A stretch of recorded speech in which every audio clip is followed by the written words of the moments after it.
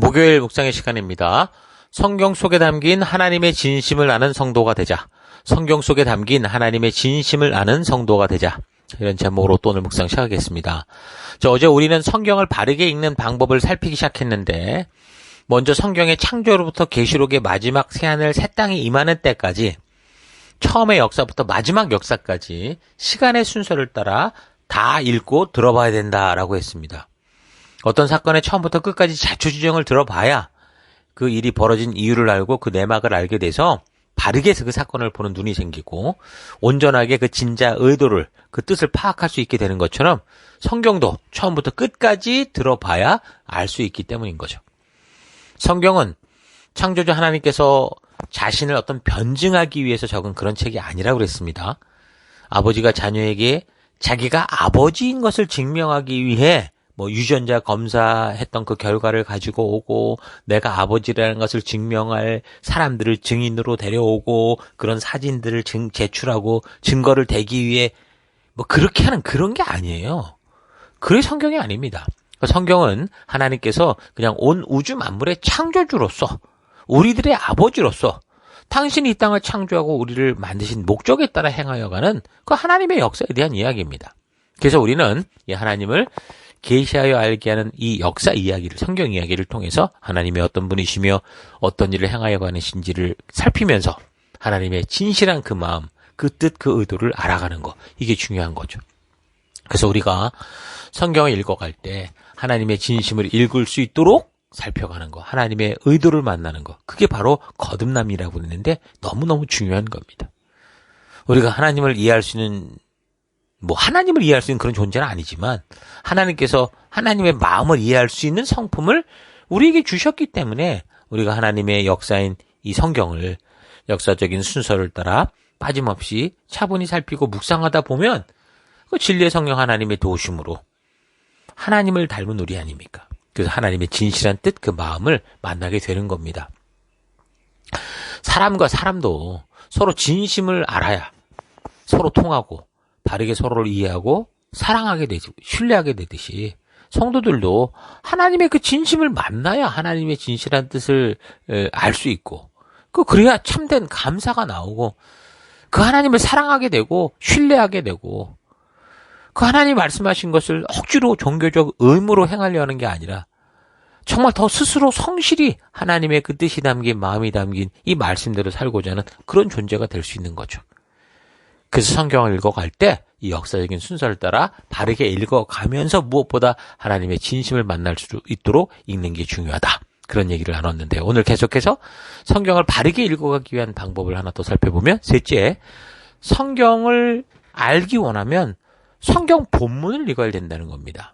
하나님이 말씀하신 하나님의 진심을 알고자 하면, 하나님의 뜻이 담긴, 하나님의 역사가 담긴 성경 본문을 직접 읽어야 되는데, 많은 사람들은 성경보다 성경에 관하여 쓴 책들이나 다른 사람들의 의견, 종교적 어떤 그런 의견, 철학, 이런 거에 생각이 더 관심이 많죠.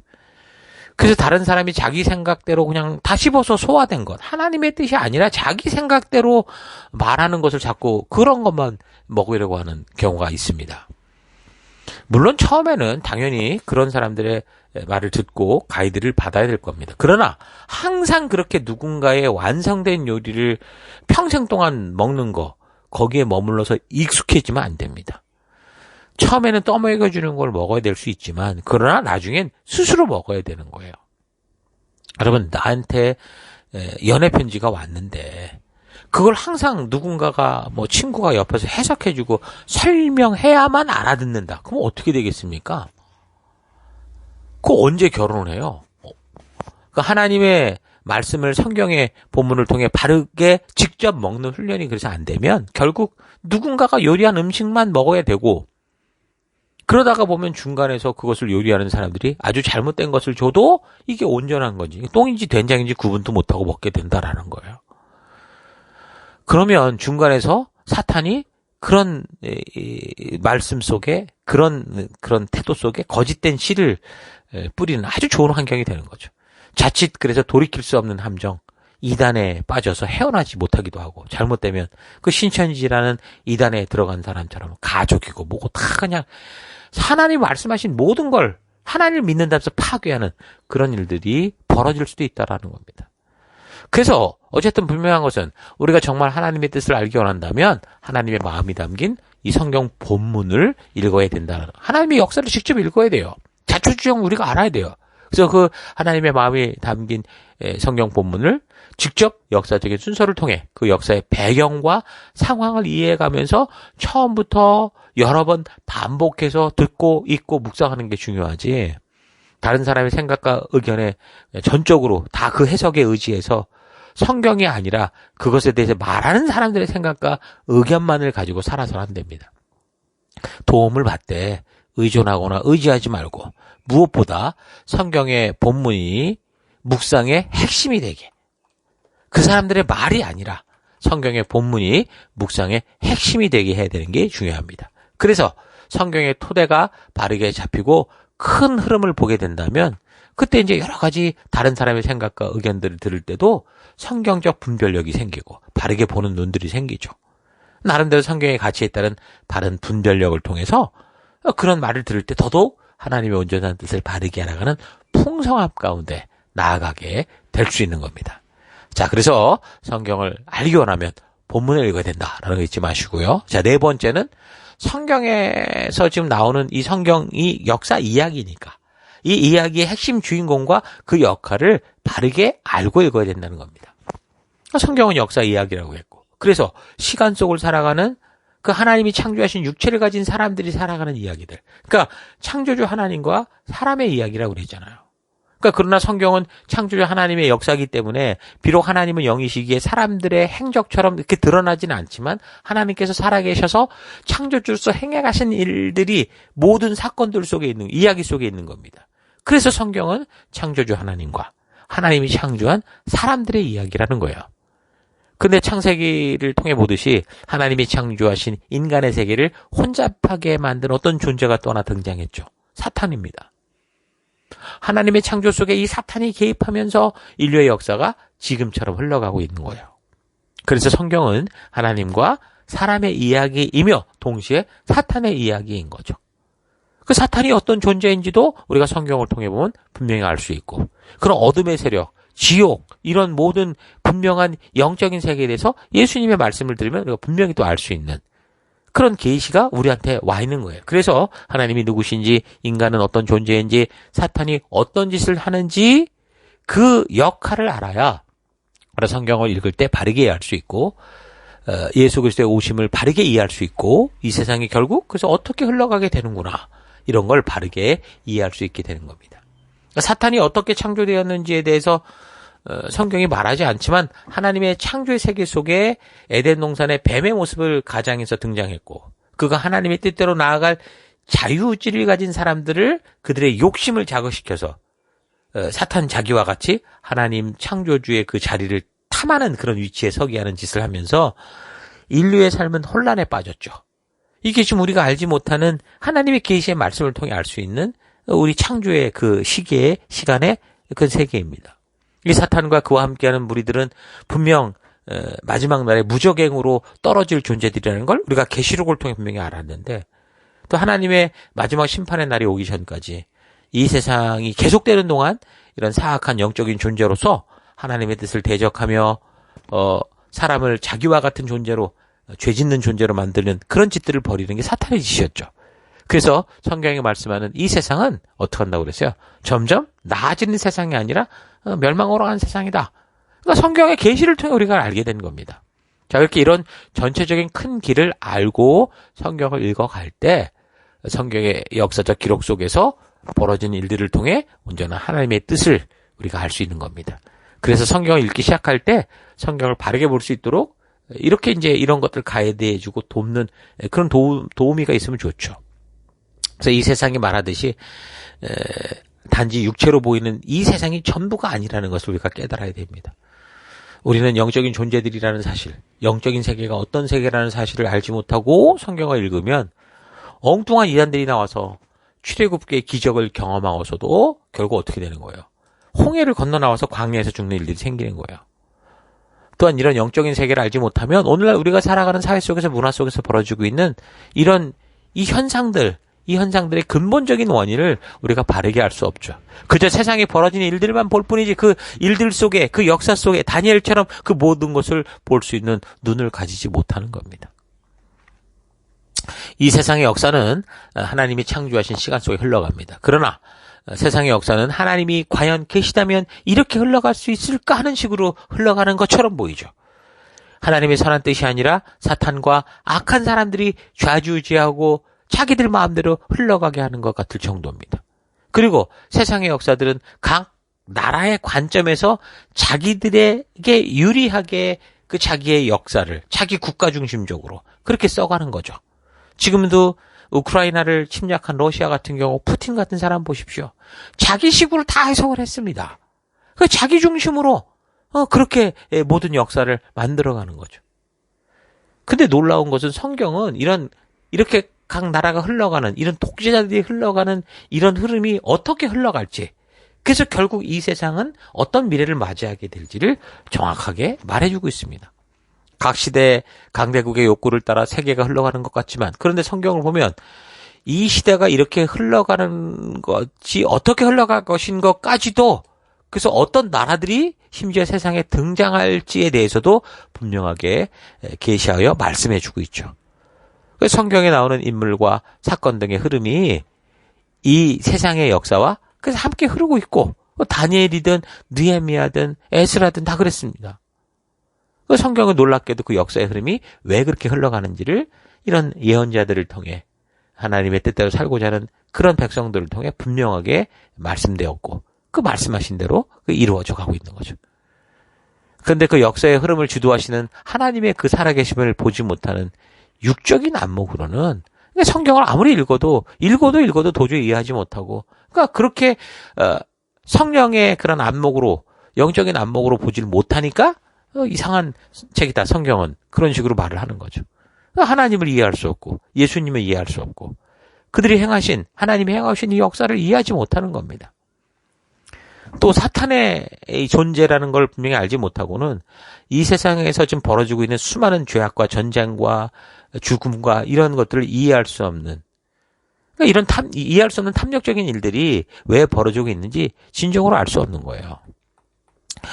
단어를 알고 단어가 모인 문장을 읽고 이해하고 문단을 파악하고 말의 논리를 따질 수는 있지만 영적인 안목이 없이는 이 성경이 말하는 이 역사를, 이 역사 속에 성경 속에 흘러가는 이 역사의 흐름을 바르게 파악할 수도 없는 거예요.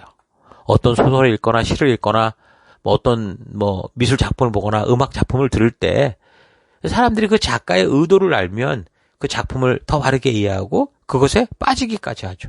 마찬가지로 하나님의 마음, 하나님의 의도, 영적인 세계, 이 하나님의 그 뜻을 알지 못하고서는 우리는 이 성경도 역사도 도저히 바르게 이해할 수 없는 겁니다. 영적인 세계, 하나님과 사람, 그리고 사탄이 어떻게 역사하는지를 알아야만 성경을 바르게 이해할 수 있는 거죠. 자, 성경은 그렇게 시작된 시간 속의 이야기입니다. 자, 그래서 우리는 성경을 바르게 이해하기 위해서 어떻게 해야 돼요? 역사를 반드시 바르게 이해해 가야 된다라는 거 잊지 마십시오. 그래서 성경에 이 이야기가 시작된 그 모든 이 일의 시작과 그 핵심 주인공과 그 역할들을 우리가 바르게 읽어 나갈 때 또 성경을 온전하게 읽을 수 있다는 거 잊지 마시기 바랍니다. 자, 오늘 하루 나는 성경 본문을 역사적인 흐름에 따라 자주 반복하여 읽고 들어가면서 하나님의 뜻을 만나고 있었는지, 아니면 성경의 부분만을 보거나 내가 필요한 것들을 해결하기 위한 내용들만을 골라서 보고 있었는지 않았는가 한번 되돌아봤으면 좋겠습니다. 우리는 성경의 밝고 찬란한 부분, 그런 영광스러운 부분만이 아니라 성경의 그늘진 부분들, 어쩌면 보고 싶지 않은 부분들을 읽지라도 여러분 빠짐없이 살펴가야 됩니다. 성경은 하나님의 창조로 시작된 시간 속의 이야기죠. 하나님께서 주신 자유의지를 가지고 살아가는 수많은 사람들과 또 그 사람들을 유혹해서 하나님을 대적하는 길로 이끌고자 하는 사탄과 그 수하들이 이 하나님의 창조의 세계를 자기의 뜻대로 움직이고자 하면서 창조주 하나님이신 하나님께 불순종하고 더 나아가 자기들이 하나님이 되려고 하는 시간 속의 이야기들이 성경의 이야기입니다. 그래서 우리는 이 성경을 바르게 이해하려면 역사와 더불어 살펴가야 됩니다. 성경의 계시를 통해 우리에게 말씀하신 하나님의 이 역사 시나리오를 잘 파악하고 살펴가야 돼요. 유능한 탤런트가 되는 것은 얼굴 문제보다 그에게 주어진 작품의 시나리오를 통달하는 거죠. 배우가 되고 탤런트가 되는 것이 얼굴만 예쁘다고 되는 게 아닙니다. 연기력만 있어서 되는 게 아니고 바른 연기력을 위해서는 이 작품의 시나리오, 그 내용의 전체를 바르게 소화하는 능력이 있어야 돼요.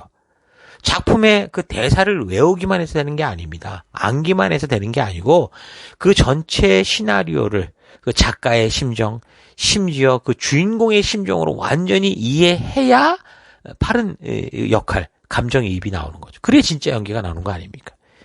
그렇다면 그리스도인들에게 그런 시나리오는 뭘까요? 그것은 바로 성경입니다.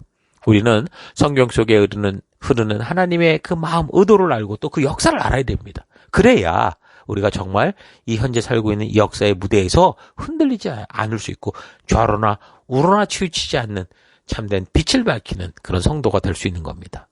다니엘이 담대했고 에스라와 느헤미야가 담대했던 이유는 그 역사 속에 흐르고 있는 이런 하나님의 의도, 하나님의 뜻을 알았기 때문입니다. 눈으로 보이는 힘은 세상의 왕이 가진 것 같은데 그 큰 세상의 흐름을 쥐고 있는 분이 하나님이라는 사실을 알았기 때문에 이 모든 세계가 존재해도 하나님의 말씀대로 흘러간다라는 걸 알았기 때문에 담대할 수 있었던 겁니다. 다니엘서 11장 32절. 그가 또 언약을 배반하고 악행하는 자를 속임수로 타락시킬 것이나 오직 자기의 하나님을 아는 백성은 강하여 용맹을 떨치리라. 그러니까 이 담대함과 객기를 부리는 거는 다른 겁니다. 그러니까 성경을 바르게 읽고 보려면 창세기로부터 흐르는 하나님의 일하심을 이 성경 본문을 통해 봐야 되고 이런 전체적인 역사를 알고 계시는 하나님이 계심에도 타락한 사탄과 인간들이 어떤 짓을 벌이는지 우리의 역사 속에서 보아야 되는 거 잊지 마시고 여러분 각자의 삶의 현장에서 먹고 사는 문제에만 모든 시간을 뺏기는 게 아니라 기꺼이 시간을 만들어서 이 하나님의 뜻을 이 세상의 역사가 흘러갈 그 끝을 성경을 통해 바르게 살펴가며 알고 그 하나님이 인도하시는 길을 따라가는 그런 하루가 될 수 있기를 주의 이름으로 축원합니다. 오늘 하루도 힘내십시오. 잠시 기도하겠습니다. 하나님께서는 하나님의 진실한 뜻을 성경에 담아주셨는데 성경과 역사를 더불어 바르게 살피지 않고 그냥 덮어놓고 중간에 전하는 자들을 믿겠다고 하는 이 그릇된 믿음을 진짜 믿음인 것처럼 그렇게 생각하며 살아오는 것을 회개합니다. 비록 이 세상이 타락한 사탄과 인간들에 의해 좌지우지되는 것 같아도 온 우주 만물과 인간을 창조하신 하나님께서 이 역사의 주관자가 된다는 거 잊지 않고 성경에 담긴 역사의 시나리오를 바르게 온전히 알아서 다니엘처럼 에스라처럼 느헤미야처럼 어떤 상황과 환경 속에서도 흔들리지 않는 믿음의 길을 걷기 원합니다. 오직 자기의 하나님을 아는 백성들은 강하여 용맹을 떨치리라 하심과 같이 그 무엇보다 우리 하나님이 누구신지를 성경을 통해 바르게 아는 그 하나님의 진실한 의도와 뜻을 아는 내가 되기 원합니다. 그래서 내가 보내받은 내 삶의 더 곳곳에서 우리 하나님의 의도를 따라 그 뜻을 따라 믿음으로 담대히 걷는 그런 내가 되기를 간절히 바라옵고 예수님 이름으로 기도했습니다. 아멘.